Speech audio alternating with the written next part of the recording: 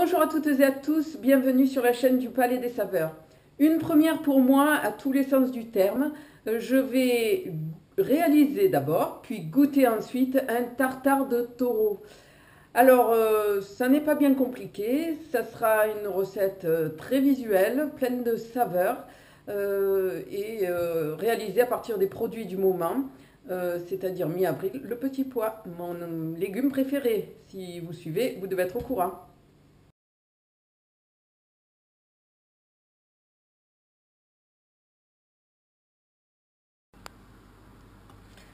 Je blanchis une part de mes petits pois, ceux qui vont servir à la décoration, et je cuis les autres 5 à 10 minutes pour pouvoir les réduire en purée.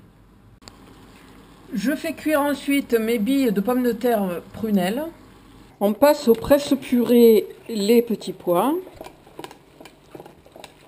À cette purée, j'ajoute du sel, du poivre, du beurre, de la crème fraîche. Je prépare maintenant mon tartare de taureau. Donc je découpe des morceaux très fins.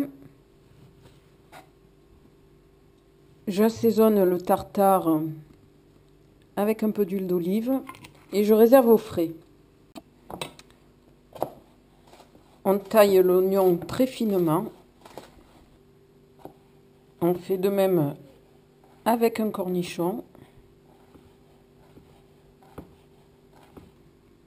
Même chose avec les capres.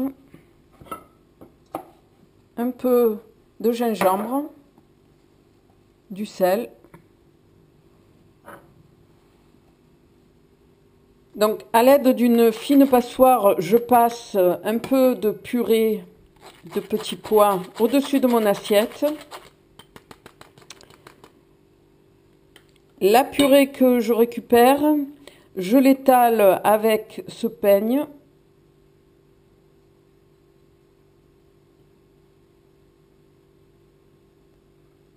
Sur la purée, je dépose un cercle à pâtisserie de 8 cm de diamètre. À l'aide d'un sopalin, j'enlève l'excédent de purée de petits pois.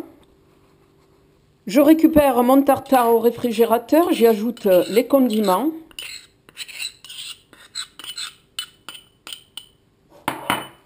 Je mélange le tout. Puis je place délicatement le tartare au centre du cercle.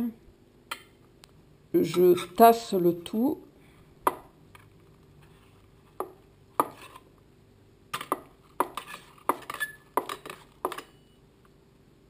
Je retire délicatement le cercle.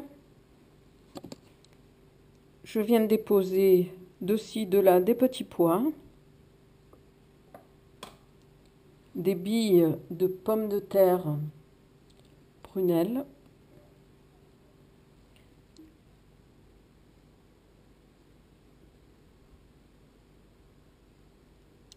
je mets de l'huile d'olive sur mes feuilles de persil et je n'ai plus qu'à les placer sur mon tartare.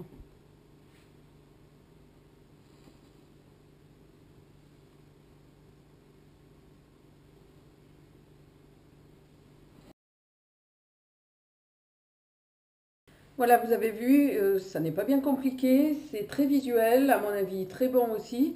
Il ne reste plus qu'à planter ma fourchette et je vous dirai ça bientôt. Je vous souhaite un bon appétit, bonne journée à vous et je vous donne rendez-vous très prochainement sur la chaîne du Palais des Saveurs. Au revoir.